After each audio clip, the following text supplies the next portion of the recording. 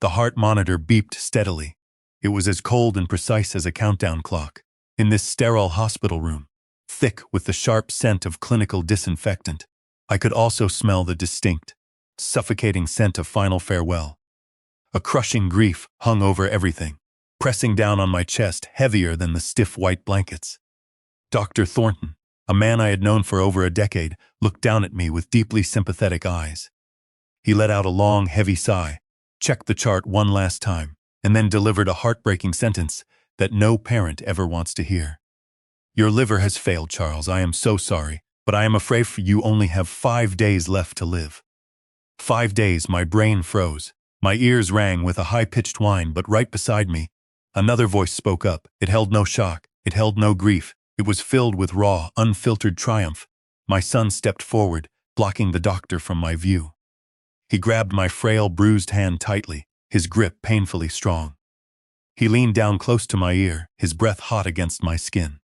"At last," Vincent whispered, a vicious smile playing on his lips. "In just 5 more days, the entire $75 million will finally belong to me. Welcome back to Dad's real-life revenge. Grab a hot drink, some snacks, get comfortable, and settle in. The story you are about to hear is fictional, but the brutal lessons carved into its core are as real as a heartbeat. Remember, the arrogant people in these stories always had every opportunity to do the right thing.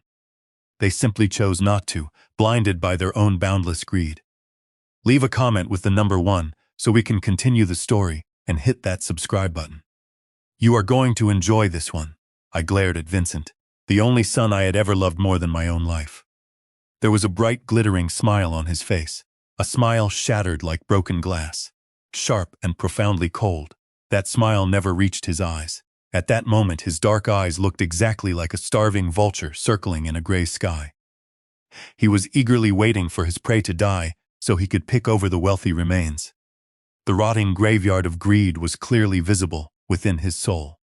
"Did you hear me, Dad?" Vincent whispered again, checking over his shoulder to ensure the doctor had left the room. His voice trembled with sickening excitement. "Just 5 more days, then I won't have to act like a good boy, hold out my hand, and beg you for an allowance anymore. That enormous fortune will change owners. You have lived far too long already. It is time to hand the spotlight over to your son." Every single word was like a rusty knife stabbing straight into my chest. I wanted to scream. I wanted to raise my arm and slap that disgusting, arrogant face, but my failing body would not obey my commands. I lay there helplessly, trapped in a shell that was actively shutting down. My entire body trembled with weakness, but my chest tightened with overwhelming, white-hot outrage. The child I had raised, protected, and provided for over 30 years had turned out to be a demon. A demon wearing a tailored Italian suit and a human face. He was actually counting every day, every passing hour, waiting impatiently to send his own father to an early grave. 5 days, the digital clock of fate on the wall began to tick. I stared at the stark white ceiling panels above my bed. Hatred surged within me, hot and pure. Before I was a bedridden patient, I was a pioneer in the biotechnology sector. I built my massive $75 million empire, developing diagnostic medical equipment and advanced toxicology screening systems. In a fight for survival, I could not lose in such a humiliating, pathetic way. Not to a spoiled child who had never worked a hard day in his life. Night fell over the sprawling Denver hospital. The massive building sank into a deadly, oppressive silence, broken only by the squeak of a nurse's shoes in the distant hallway. I lay motionless in the darkness. The heart monitor continued its steady, rhythmic beeping, but inside my mind, fragmented memories began to shatter and return, forming a horrifying picture. 3 months, only 3 short months, and my robust health had been turned entirely upside down. I clearly remembered the quiet Sunday afternoon, spent sitting in my grand living room. That was when my body first began showing strange signs of rapid deterioration. Natalie, my elegant daughter-in-law, always appeared with a saintly, caring expression. In her manicured hands was always a steaming, aromatic cup of specialized herbal tea. "Dad, this rare tea is very good for your blood circulation. You need to drink it while it is still hot." Her voice was as sweet and thick as honey. I had smiled like a trusting fool. I had been deeply touched by that fake devotion. I accepted the porcelain cup and drank it without the slightest shred of suspicion. Night after night, with my own hands, I drank slow-acting poison, cleverly disguised as family affection. Then came the horrifying, agonizing days that followed. The weakness arrived gradually, but with merciless, calculated cruelty. At first, it was only mild headaches and a strange metallic taste in my mouth. Then came prolonged bouts of dry vomiting that left me gasping for air on the bathroom floor. I lost weight at an alarming rate, my clothes hanging off my shrinking frame. My once healthy skin turned a sickly, lifeless gray. Naively, I thought it was simply the rapid, unfair destruction brought on by old age. I believed that no man could escape the natural cycle of aging and sickness. What I did not know was that I was already lying in a dark graveyard of greed that my own son and daughter-in-law had patiently prepared for me. The two of them performed their caring roles perfectly. Vincent worriedly called expensive private doctors, demanding answers. Natalie stayed by my bedside, gently changing warm, damp towels for my feverish forehead. Whenever I became exhausted and wanted to give up, they were right there, loudly encouraging me. "Dad, you have to stay strong. We simply cannot live without you." How utterly disgusting that theatrical devotion was. Behind those fake crocodile tears lay careful, clinical calculations measured day by day. They were literally counting down the exact time it would take for my liver to be destroyed, beyond repair. Looking back now, with the fog lifting from my mind, I finally understood why their eyes lit up with hidden joy whenever I vomited in pain. I finally understood why Natalie always stood over me, pressuring me to finish every single drop of that bitter herbal tea each night. She wanted to make absolutely sure not a single drop of the deadly liquid went to waste. They had planned this for a very long time, a brilliant murder plot without a knife, a lethal plot designed to mimic natural organ failure and leave zero forensic trace. I clenched the thin hospital bed sheet tightly, my fingernails dug deep into the coarse fabric. This profound betrayal was more than any father could bear. I had given them everything a parent could give: endless money, elite status, a sprawling mansion, and unconditional love. But for vultures, nothing is ever enough. They wanted my life as well. They wanted the $75 million immediately, unbothered by the burden of an aging parent. Suddenly, soft footsteps echoed through the dark hallway. The heavy metal lock on my hospital room door shifted quietly. A dark silhouette slipped into the room, closing the door softly behind him. Vincent had returned, but this time he was not alone with his thoughts. In his gloved hand was a small, medical-grade syringe filled with a thick, clear liquid. He moved closer to my bed, a chilling, triumphant smile stretching across his face. The appointed execution hour had arrived. He reached back and pushed the lock button on the door. A sharp click echoed in the quiet room. The space was instantly cut off from the outside world. Vincent walked toward my bed, his designer shoes silent on the linoleum floor. He was no longer pretending to be a concerned, grieving son. His face openly displayed the dark triumph of a predator that had finally cornered its injured prey. He stood over me. The faint, yellow glow of the streetlights filtered through the window blinds, casting his long, distorted shadow across the sterile wall. At that moment, he looked exactly like the demon he truly was. He raised the syringe to eye level. The clear liquid inside shifted gently under the dim light. He looked down at me with mocking, cold eyes. "Still awake, Dad?" "Good. I want you fully conscious to hear this." His voice lowered, sounding cold and incredibly sharp. "Do you know what this is?" I stared at the needle, saying nothing. "Levorphanol," Vincent whispered, twirling the syringe between his fingers. "An extremely powerful, highly addictive opioid painkiller, usually reserved for severe trauma. For the past 3 months, my lovely wife Natalie has been mixing it into your nightly tea in gradually increasing doses." A slow, steady drip of poison. My eyes widened. I tried to move my arms to swat the needle away, but my entire body felt heavy and numb. My throat tightened bitterly, and only broken, muffled sounds escaped my dry lips. Vincent laughed out loud. The harsh, metallic sound was revolting. "Don't waste your remaining energy. Dad, your body has absorbed far too much poison already. The brilliant doctors told you that you have end-stage liver failure. right? Wrong. This beautiful little chemical is what has been destroying your liver cells day after relentless day. You are too weak to fight back, too old and trusting to recognize the truth. You trusted us blindly. And that was the greatest, most fatal mistake of your life. He sat down comfortably in the vinyl visitor's chair beside my bed, crossing one leg over the other.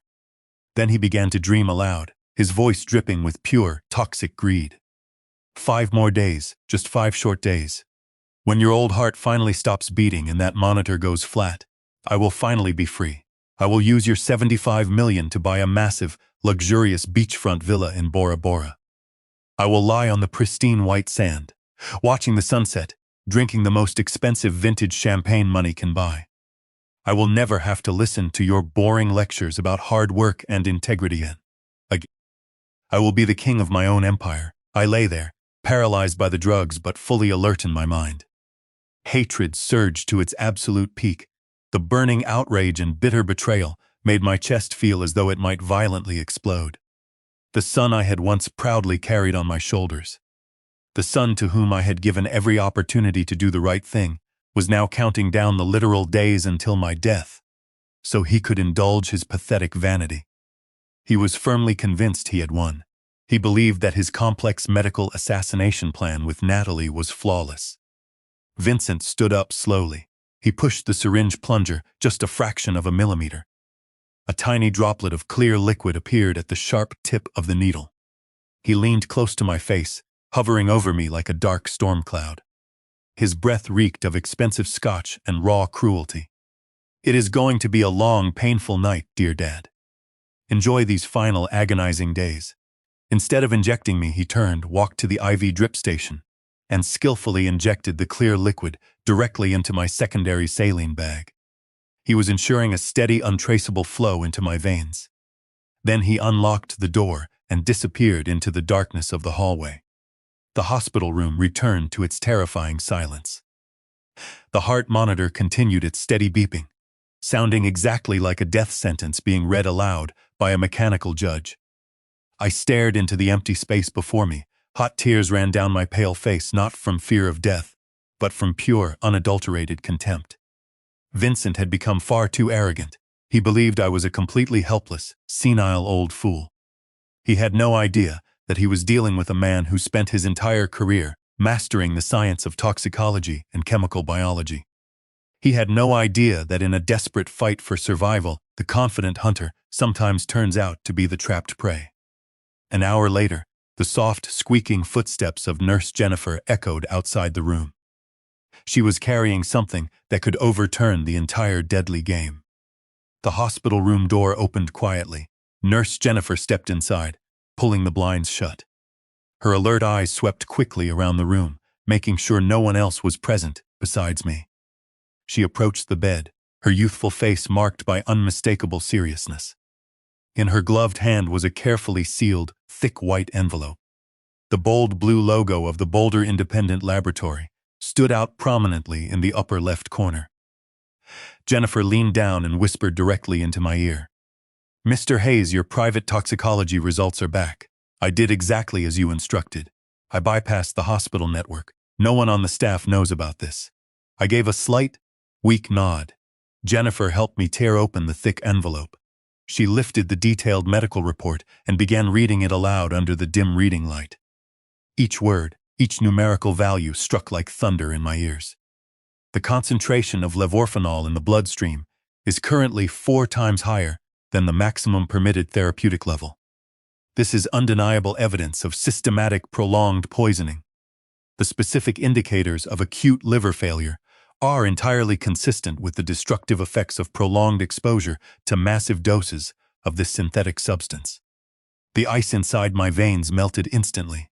In its place came a frightening, fiery sense of cold determination. My voice, when I finally spoke, was no longer weak, trembling, or shocked as it had been in recent days. "She is the senior laboratory technician responsible for handling your blood samples and processing your daily medication records in the pharmacy." The video resumed playing. Vincent pulled a thick, white envelope from his coat pocket. He handed it to Victoria. She opened it slightly, Her eyes visibly lit up with greed at the sight of the thick stacks of $100 bills inside. In exchange, Victoria reached into her bag and handed Vincent a small, unmarked medication box. Marcus continued his grim explanation. That box contained high-dose levorphanol taken illegally from the pharmacy inventory. Victoria also systematically switched your blood test samples inside the hospital lab to conceal the toxic chemical levels from your doctors. That is exactly how the poisoning operation was carried out right under everyone's noses. As I watched the damning footage, my blood seemed to boil with rage. The ultimate betrayal was laid bare before my eyes in high definition. The son I had raised, clothed and educated, was standing in a dark parking lot, casually purchasing the highly restricted substance that was slowly killing his father. The bitterness inside me surged so fiercely that it nearly took my breath away. But I did not cry. I refused to allow myself that pathetic weakness. Instead, I stared coldly at the glowing screen. I memorized every face, every nervous gesture, every expression of greedy triumph. The price of this graveyard of greed would be enormous. If you have stayed with the story this far, then it has probably stirred some emotions in you. Please help us with one small favor that takes only a moment. Like and subscribe. Leave a comment with the number 5 so I know you have made it this far. And tell me your prediction for the ending to see whether you are right. Many people watch without doing so, but it costs you nothing and means a great deal to us. Our legal trap was complete. Now Marcus's criminal case was beginning to close like a steel vise. We had obtained solid, undeniable video evidence of a conspiracy to commit murder.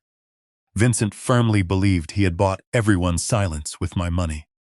He believed my wealth could conceal every dark crime.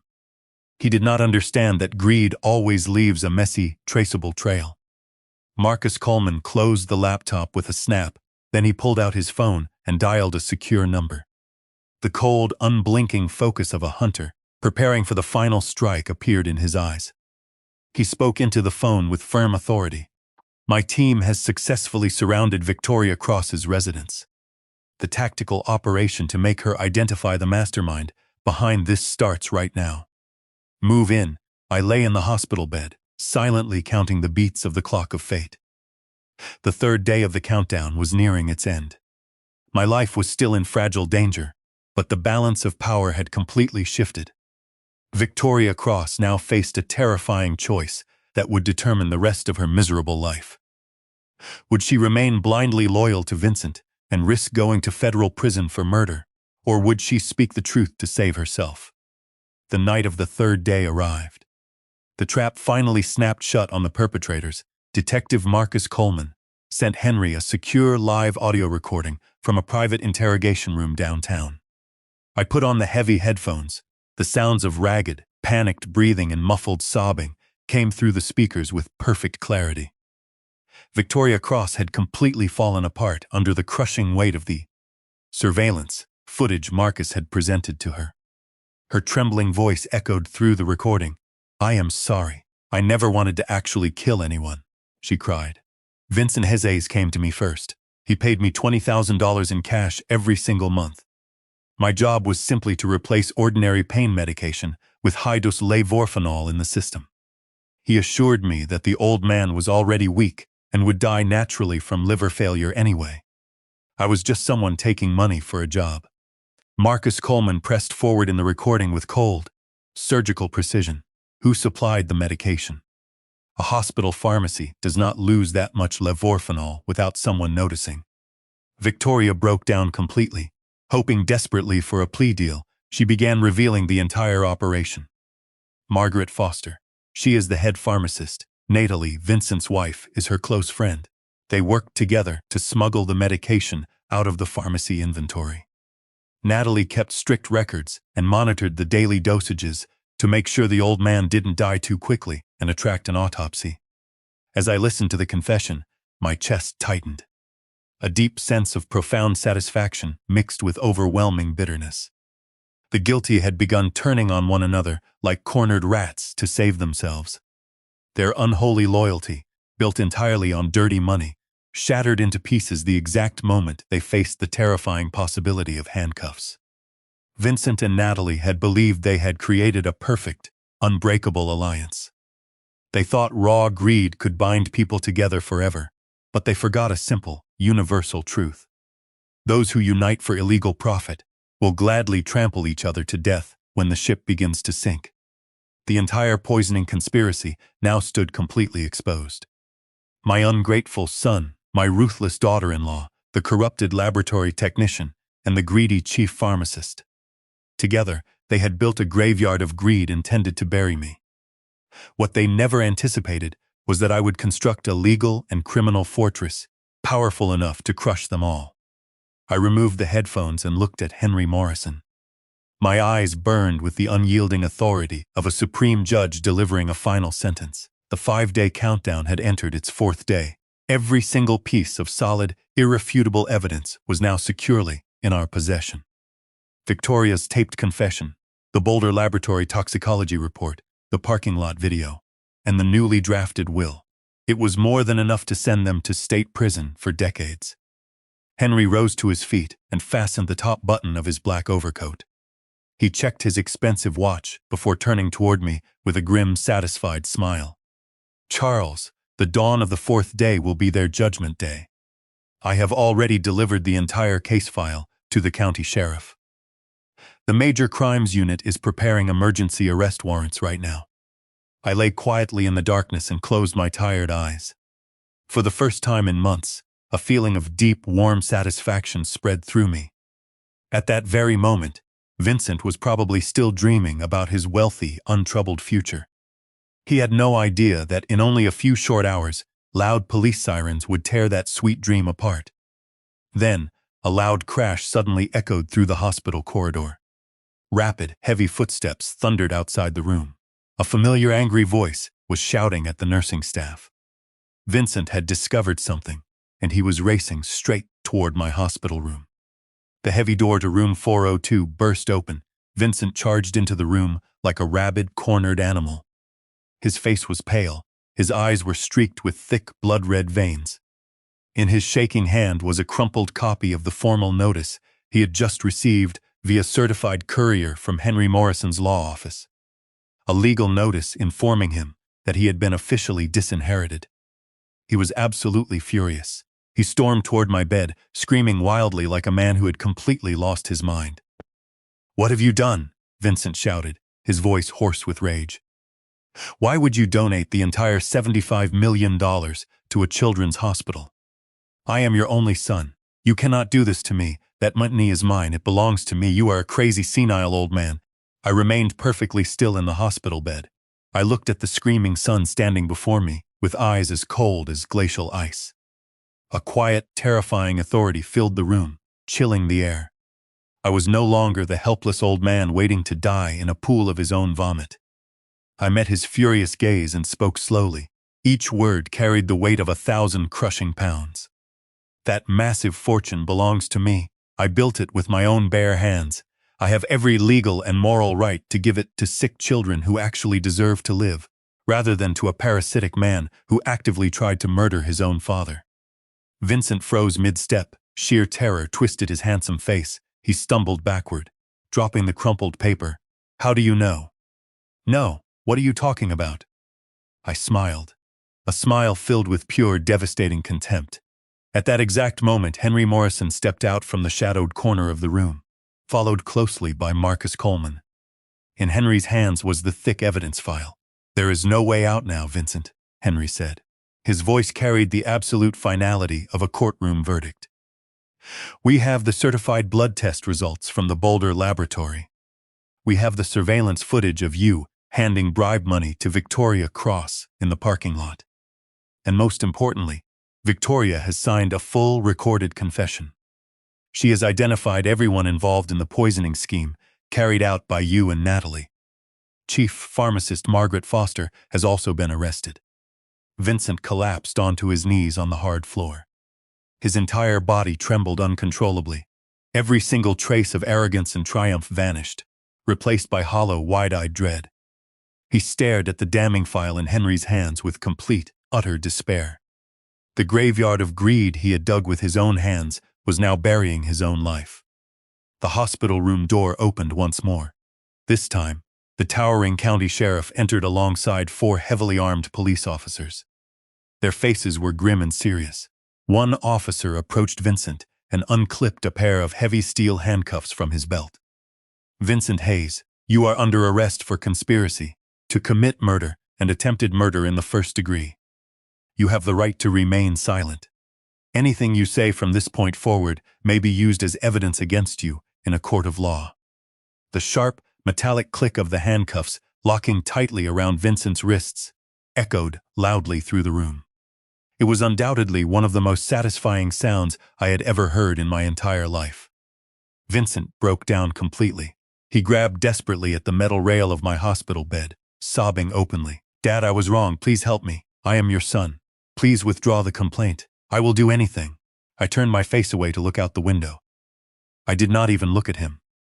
The boundless forgiveness of a loving father had been permanently killed by his own vicious actions 3 months earlier. The officers pulled Vincent roughly to his feet. His desperate, pathetic cries echoed down the long hallway, growing fainter and fainter until they disappeared completely into the night. Henry looked at me and pressed a button on his tablet, bringing up a live video feed from the sheriff's tactical team. At our luxurious suburban mansion, Natalie was also being escorted in handcuffs to a waiting police cruiser. She was crying hysterically in an expensive designer silk dress. In the hands of another officer was her personal, handwritten journal of crimes. The journal contained detailed, date-stamped records of the levorphenol dosages she had mixed into my tea each day. The meticulous, arrogant calculations she had made to ensure my death now served as the strongest forensic evidence against her. This explosive and highly fitting act of justice washed away all the frustration, deep bitterness, and toxic resentment that had built up inside me over the previous 3 months. The ruthless criminals had been placed in handcuffs. Justice had been carried out with surgical precision. The 4th day of the countdown ended in my complete, total victory. I remained in my hospital bed. The heart monitor continued its steady beeping, but this time my heartbeat felt strangely peaceful and strong. My health began showing remarkable, immediate signs of improvement as soon as I stopped drinking Natalie's poison tea, and the clean IV fluids flushed my system. 3 months after the day of judgment, the final criminal trial officially came to an end. Vincent received a harsh sentence of 25 years in federal prison, without the possibility of early parole. Natalie received 20 years for her active role in the murder conspiracy. Standing before the stern judge in the crowded courtroom, their faces were gray, hollow, and utterly defeated. None of the arrogance they once carried proudly remained. The deep graveyard of greed had finally swallowed the pathetic lives of the 2 traitors. My body underwent a remarkable, steady recovery.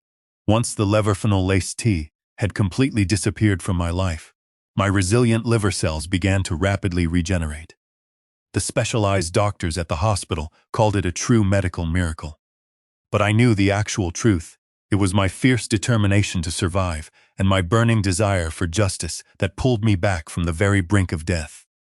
I was no longer the frail old man waiting to die in a dark hospital room filled with the scent of farewell. My strong voice now carried the peace and authority of a man who had prevailed against impossible odds.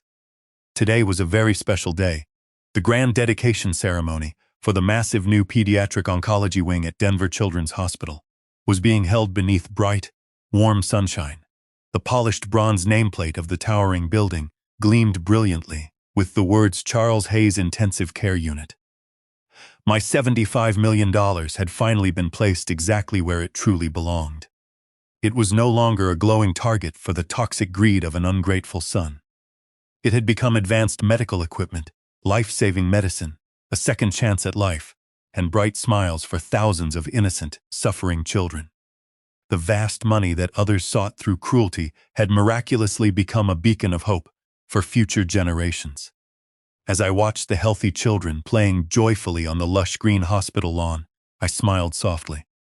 Life is remarkably fair in its own unique way. Trust is a sacred bond, but blind trust can easily destroy you if you are not careful. Choose very carefully who truly deserves your legacy. Never allow false, theatrical devotion to cloud your logical judgment. And always, always have your own hidden safeguard against the unexpected cruel turns of life. Thank you for joining Dad's Real Life Revenge. Do not forget to share your own story in the comments below and subscribe so you will never miss the next hard-earned lesson. I will see you in the next video. I walked slowly across the manicured hospital grounds, leaning slightly on my sturdy wooden cane. The pure laughter of children echoed warmly around me. The gentle afternoon breeze drifted softly through the air, carrying with it true freedom and complete, unshakable peace of mind. The dark ordeal was finally over, but my new legacy would live on forever, saving lives long after I was gone.